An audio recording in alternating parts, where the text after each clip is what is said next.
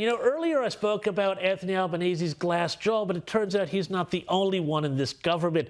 Climate change and energy minister Chris Bowen, he's the one who loves to talk up his wind farm plans and the net zero agenda, but he's not doing it on Elon Musk's social platform X anymore.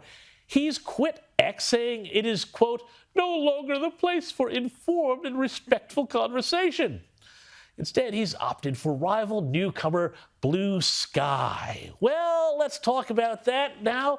To discuss this is Verve Communications' Prue MacSween. Prue, great to have you on the program.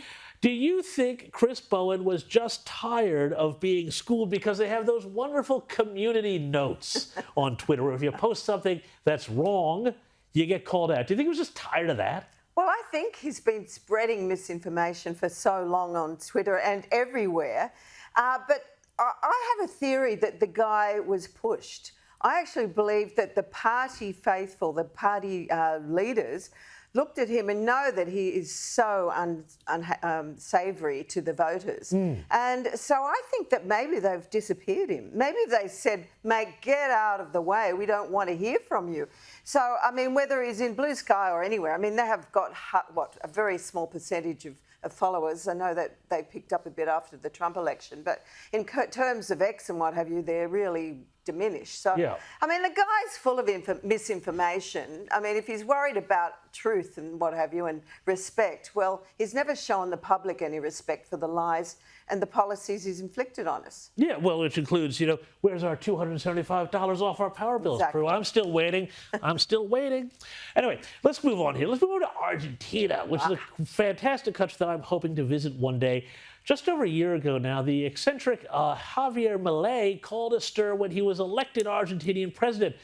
At the time, the country had inflation of more than 120% per annum and interest rates of 111% per annum. But since he's come to power and he's taken his chainsaw to government, inflation and interest rates have fallen dramatically. Government jobs have been slashed. Woohoo!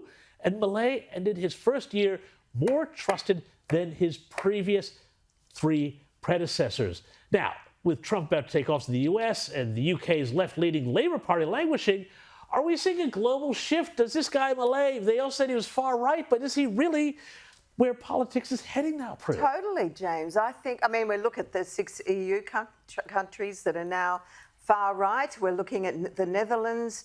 I think that people have woken up that these woke socialist governments who really have no ability to, manage economies, all they can do is spend, have had enough. People have really had enough. COVID was a really damaging impact on every economy. We had then the net zero fantasy, the energy policies that are crippling people.